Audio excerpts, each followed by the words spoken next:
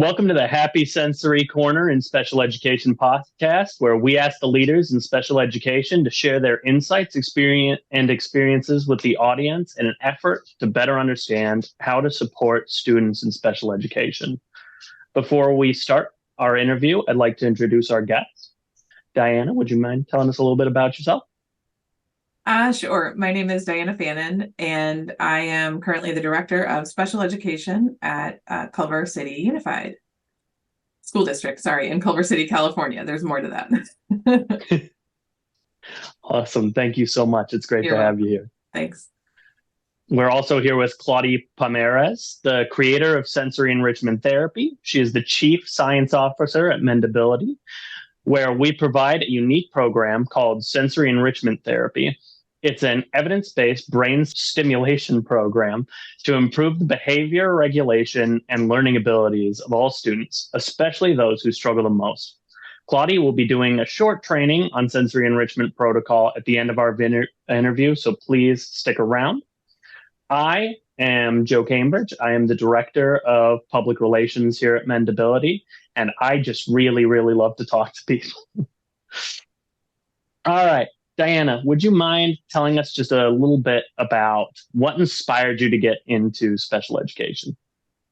I would love to. So I had a little bit of a varied kind of work experience. I was in pharmaceutical sales for a little bit. I worked as a research associate at the Neuropsychiatric Institute, but I ended up working as a teacher and then continued my path down special education as a school psychologist, as a supervisor of school psychologists, and then working in dispute resolution.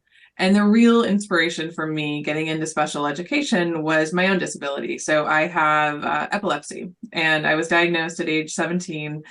And I think I always wanted to be able to work with children and families, and to be able to kind of provide them with my own experience and my own insight. And even if I didn't, just knowing that I was working with them, even if, because I don't share my story with everyone, but when I'm able to, I feel really fortunate to have that opportunity to work with children and families when I didn't have that because my diagnosis came too late.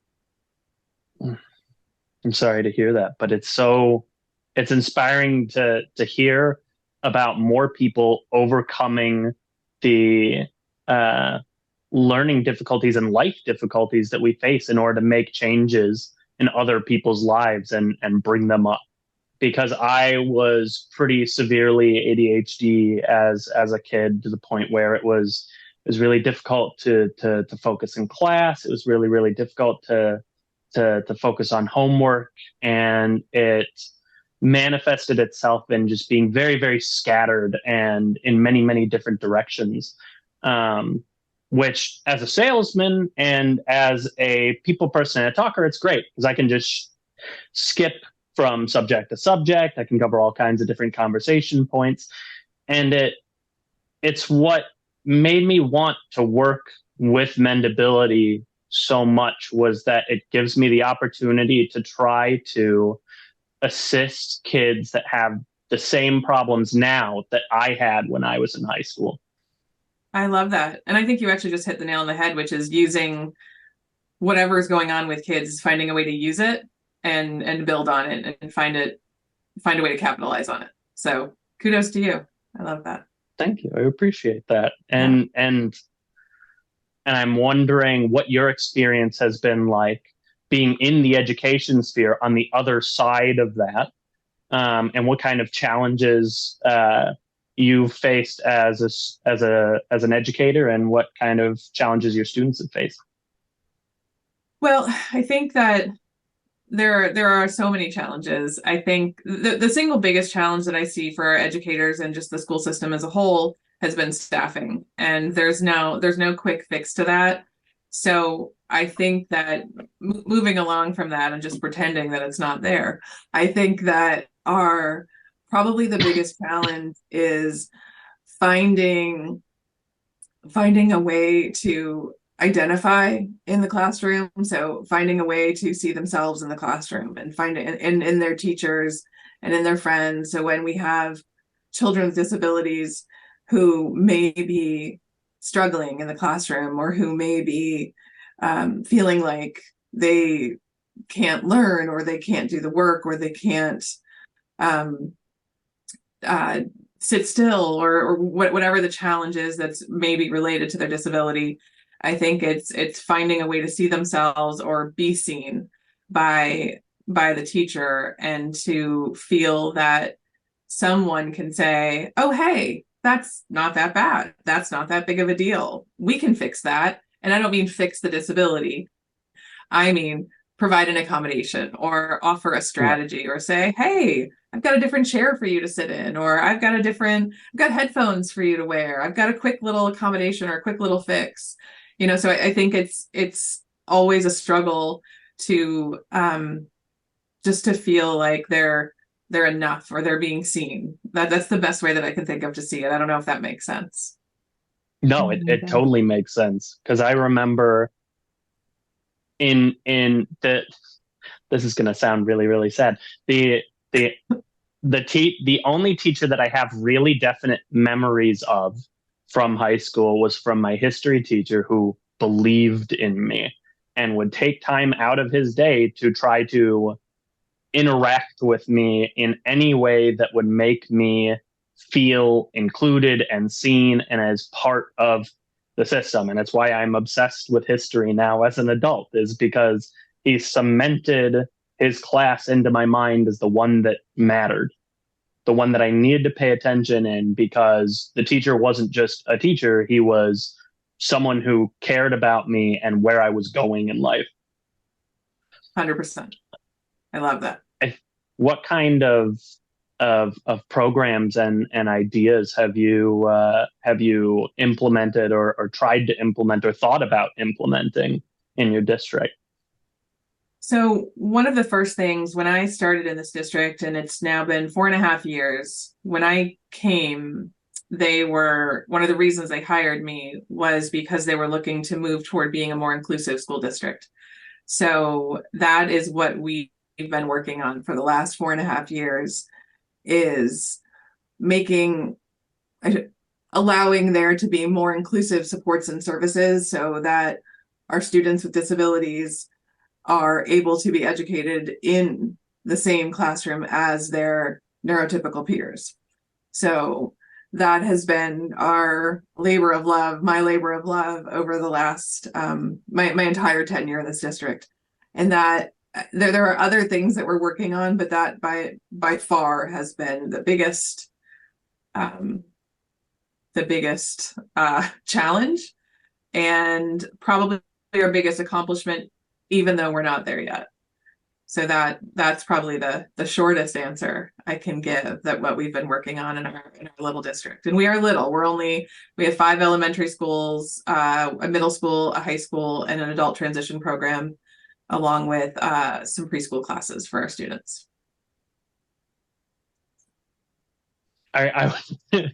Sorry, I live in Muskegon, and our district is 1 elementary school, 1 high school, 1 middle school. So Understood. Okay. I love I love that though, is the level at which you're at, where it's like, yeah, this is small and manageable, and we're working through it and we're implementing things, and it's like, that's inspirational, is that other people can get to that level of, yeah, we're managing, we're working things in, we're going to make improvements. So you gave me the short answer. What's the nitty gritty? What are the little details? What are the small things that you implement? So the small things is we started, we worked kind of grade by grade, and we worked up from elementary, and we now have all of our elementary schools have all students able to be educated and receiving services in their general education classes. So they are general education students first. We wanted all of our students to be considered general education students first, and that was really a mindset shift that we wanted.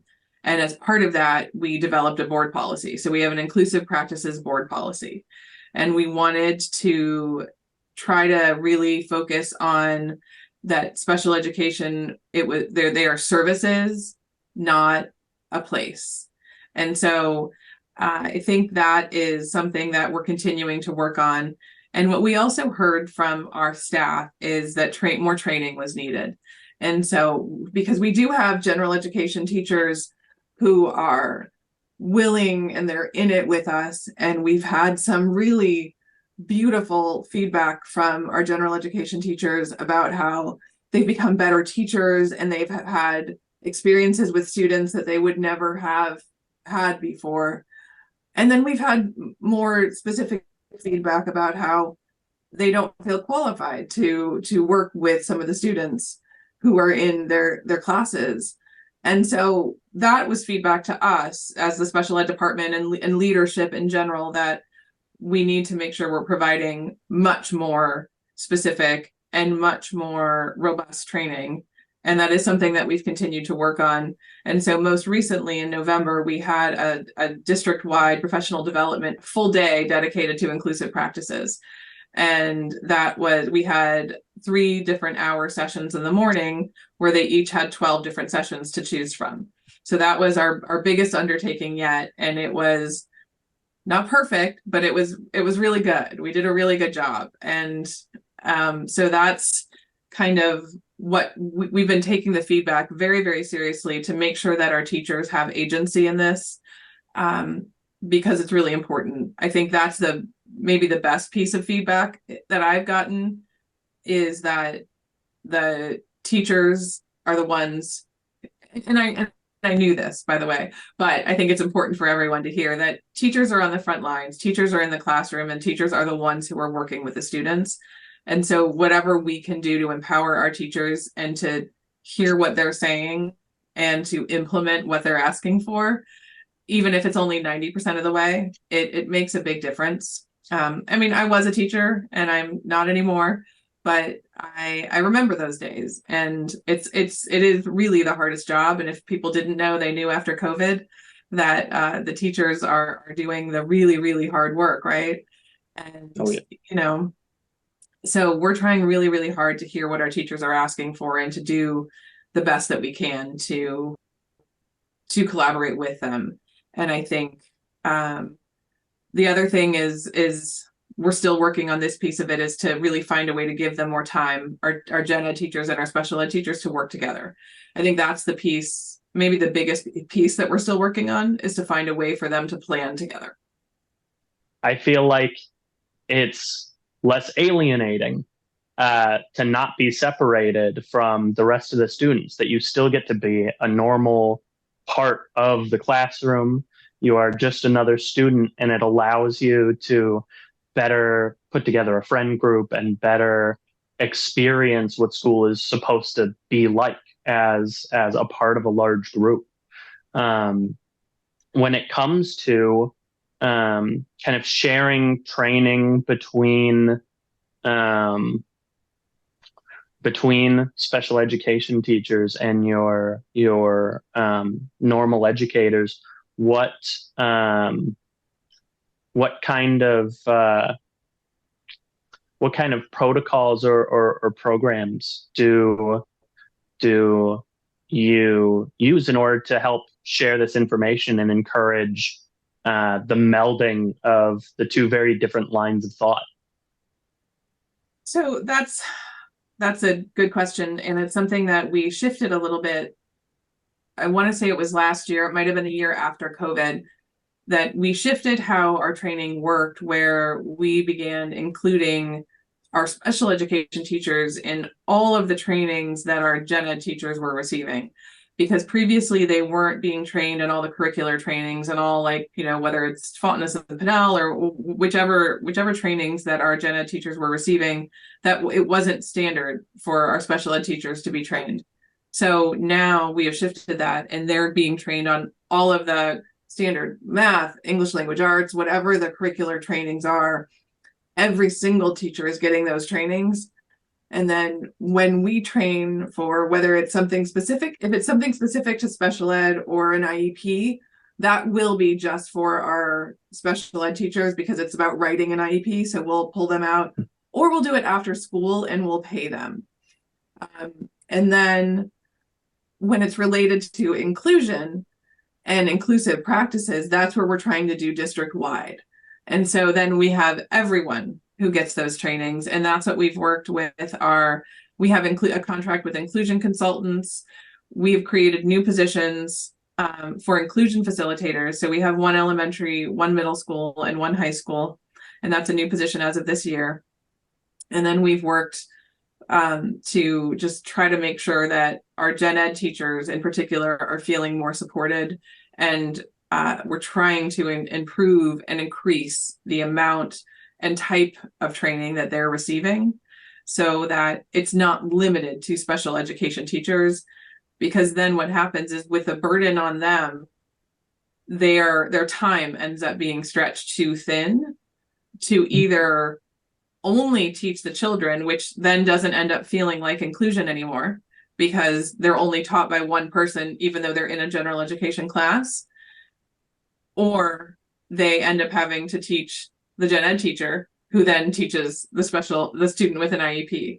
So we've had to really try to figure out how to do all of this. And it's, I know it's not new, but sometimes it feels like it's new. So luckily, by having consultants who've done this before with other districts, they've helped us a little bit kind of try to streamline our process. And again, like I said, we're getting there. But tweaks along the way. It's kind of like, making little changes as we go and trying really hard, like I said, to listen to our teachers. That's as much as we can, right? There's all the other things you have to consider, right? Which is funding and staffing and all those things you wish you didn't have to consider. But unfortunately, they're a real and necessary factors to consider. So we've talked about this from the teacher level of kind of inclusion and meshing of the two different lines of thought. What does this look like from the student's perspective? How does this change the experience for them? So I think it's a little bit different at every school site, but I think academically, I think it has been overwhelmingly positive. We have our first students who were able to experience this are now in 8th grade, and they'll be going on to high school. And so we have a handful of students who have been, when they might have otherwise been recommended for a separate classroom, have been in gen ed classes and are now in co-taught classes in the middle school. And so we have students who have peers who have both other students with disabilities or IEPs who are their peers, and also have neurotypical peers. So that's the first thing that I think has changed, that their exposure to other students has changed, and particularly in middle school. It's such a big campus, and it's such a varied student body and diverse student body, and they are exposed to a ton of peers, and their social experience has changed drastically. And then academically, they have been, some of our students may not have made more significant progress than they would have made otherwise, simply because of their starting point, but they have made at least as much progress as they would have anyway. But then they have more social progress than they would have. Other students have made significantly more academic progress simply because there were maybe no limitations. I was going to say higher expectations, but sometimes I think it's the converse, which is there were no limitations. And I think there aren't even necessarily people who know I don't think people know they're putting limitations sometimes on kids. And it just maybe happens maybe accidentally or incidentally when they're in a class where there aren't any peers like them, or there are peers who are much higher ability than they are. There isn't anyone to compare them to.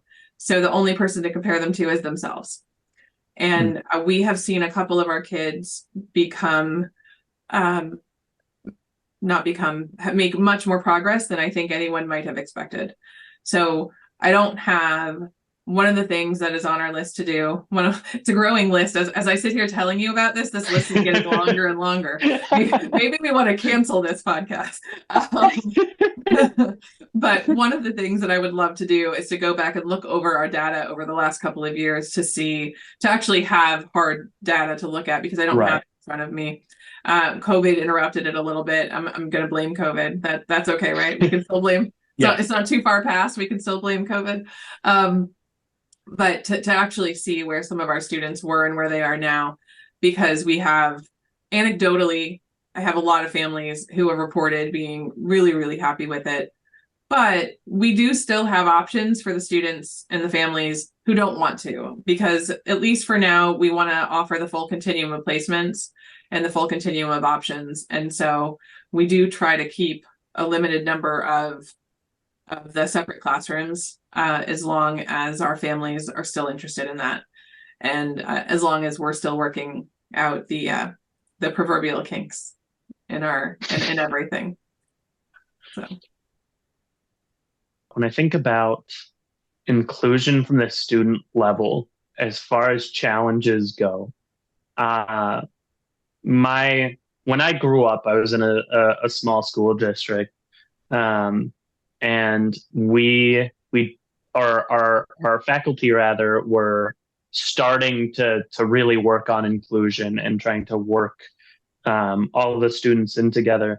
And I remember that there were some kids in my grade that really struggled behaviorally to not just focus, but to not interrupt the rest of the class or to interrupt the rest of the school.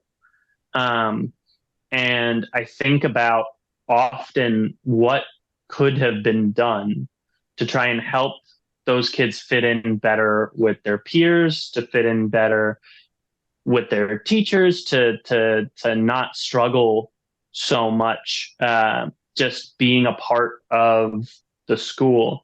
And I'm wondering if you have faced similar challenges when it comes to starting to work on inclusion. The very short answer to that is yes, 100%.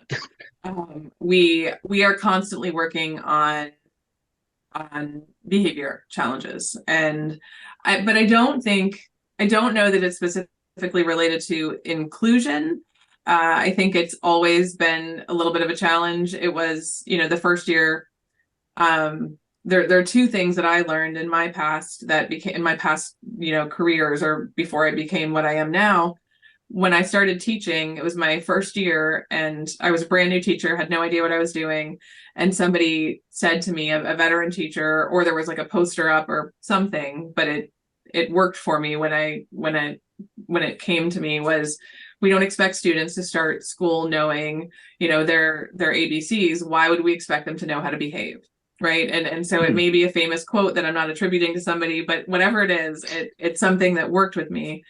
And then as a school psychologist, from the behavior lens, is that behavior is communication, right? And so, and students may be communicating that they want attention, they may be dysregulated, they may be mad, but they're communicating something. It's not just because we get some people who will say that, well, he's just being a pain in the butt, or he's just, well, maybe that's the outcome, but that's not the why, right? That's not the real reason for it, or that may be how you perceive it, but there's much more that lies beneath, right? There's much more going on. There may be something, it may seem like nothing, but there's so much more happening. And so I think what I sort of feel like is my mission is to get everyone to understand behavior, right? Like, I'm not a behaviorist. I don't have my BCBA, but I always had probably what was an annoying amount of patience for the kids who teachers were bothered by in class. I was like, send them to my office. I'll take them, because there's a reason for it. There's a why for it. And particularly with our younger kids, or the kids who are very, very dysregulated, there's something there, and we just have to figure out either how to get them to calm down so that we can help them, and or we have to just figure out how to get them to be able to communicate with us.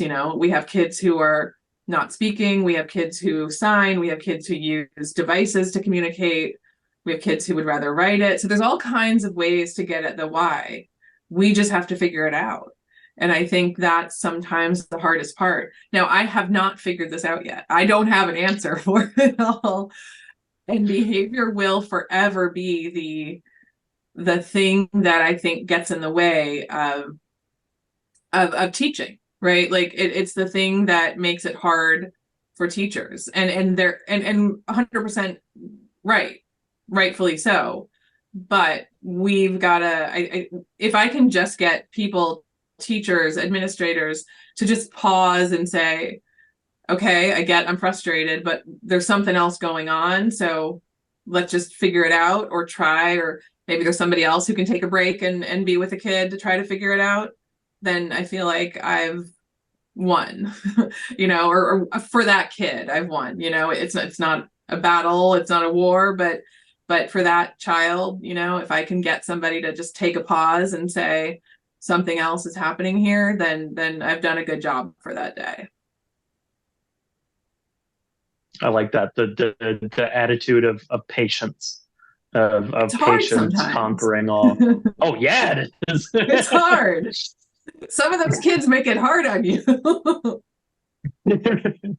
Speaking of which, do you have?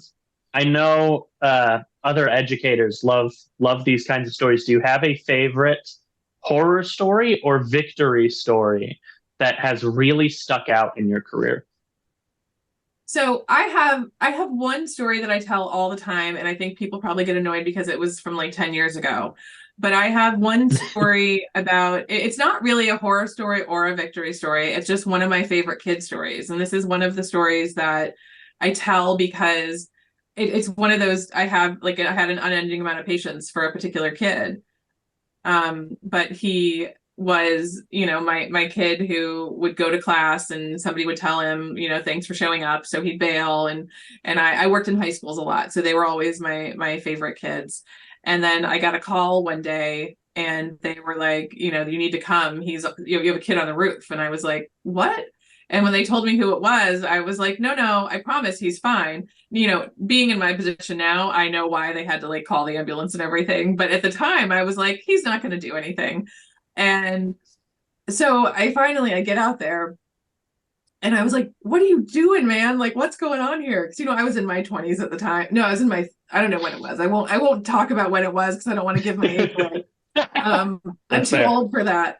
But so when I finally get to him, I was like, what are you doing? There's an ambulance coming. There's a fire truck coming. What's going on? He's like, I needed space. So I tell people, because I knew he was totally fine. I knew everything was fine. But I tell that story a lot because I'm like, again, you really don't know what's going on. Like, things are not as they seem. That I knew that he was going to be fine. Nobody else did.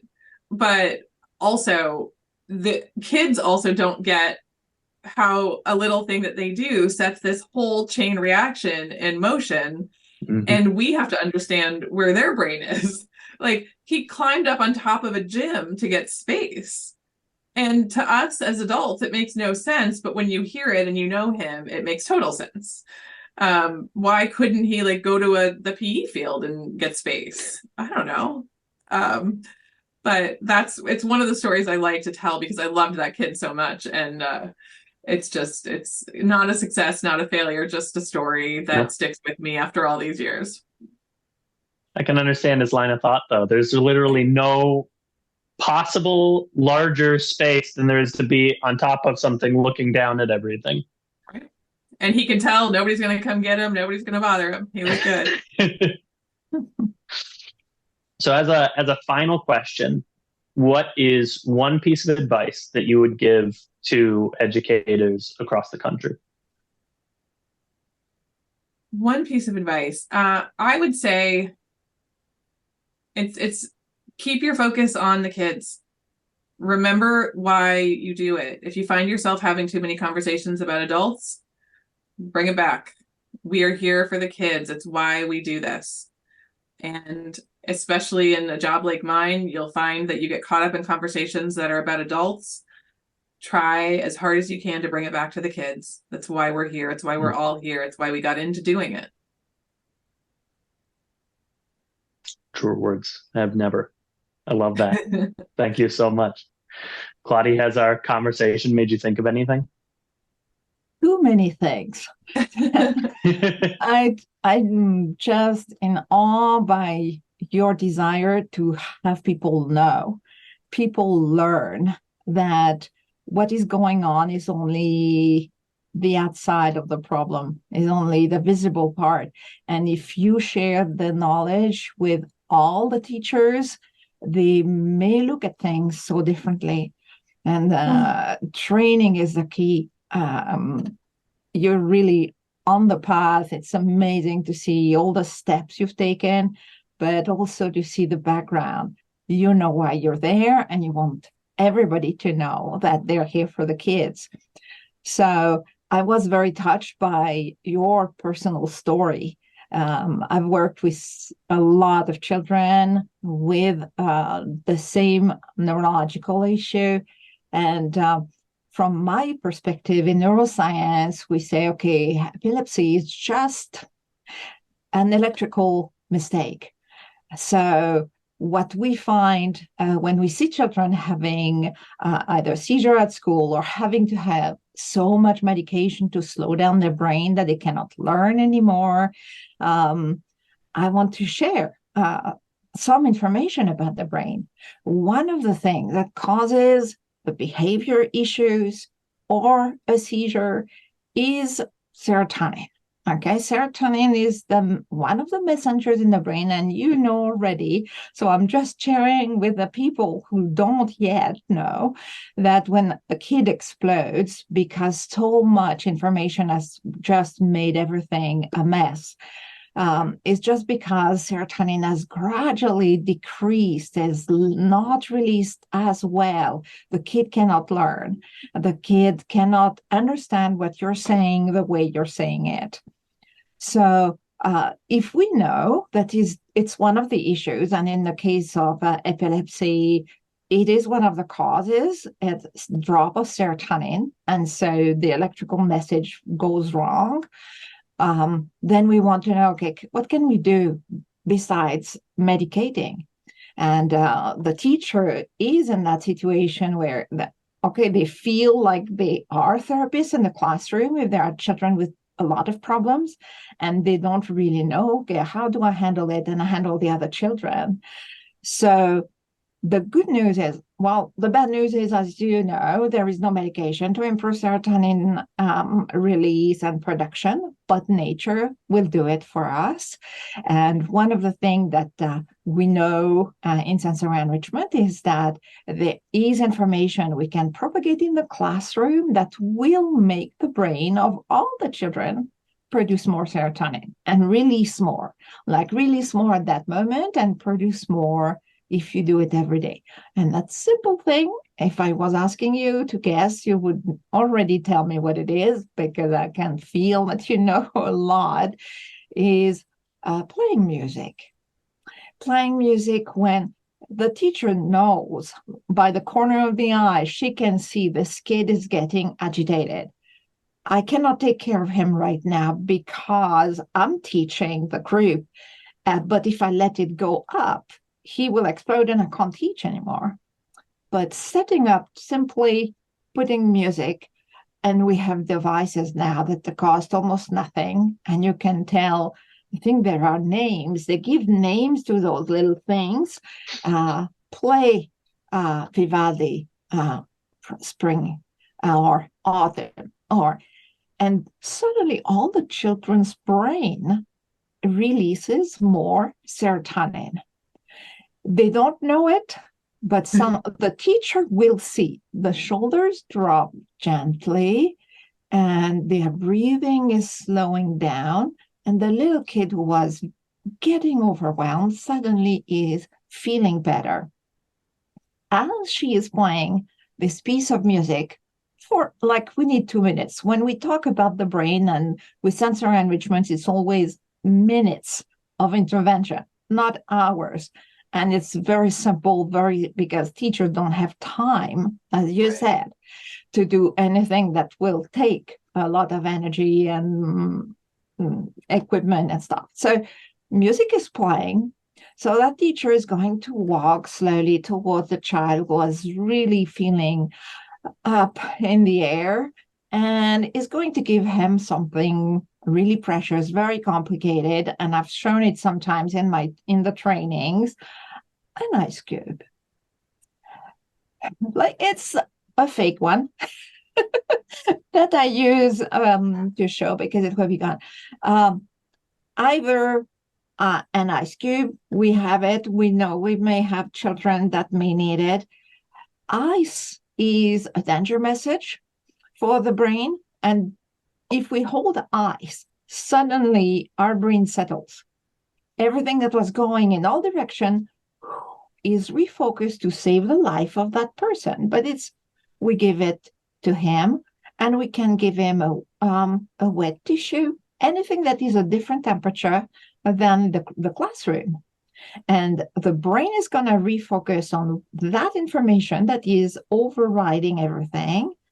And now, music, calmer brain, we can go back to teaching.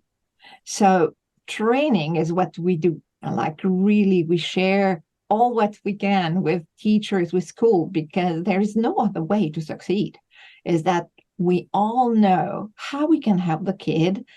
And we know that, in fact, the brain is a very simple thing, that there are very easy ways to help the kid, either with a visible special need or an annoying special need, as Joseph was telling us his story. We can help, as long as we know how does the brain work in the big lines. What are the things that we can do that are quick, very efficient, and will never have side effects? Will just help gradually every day those children. So training is really the key. I just love to hear you. It's so encouraging, because I believe that knowledge is going to be the solution. It's not staffing more, is having people feel they know enough that they can do it. And then they can see the kid as the kid is, not as he shows. So that was my little training for today, and encouragement by what you have said. And then I think in terms of, I could see it being used for whole classrooms, and being able to be used quickly, which is the goal. And I love it. Excellent. Great. So I'm grateful. I just want to thank you all. This was such a pleasure, and I'm blown away too by the training that was provided on the spot. I'm so impressed by that, and the amount of knowledge and science and background that came with it. So thank you. That was an unexpected bonus. Thank you all for your time and letting me share a little bit about our little district. So, or maybe not so little district. But thank you again. It was a real pleasure. Well, thank you, Diana. Thank you so much.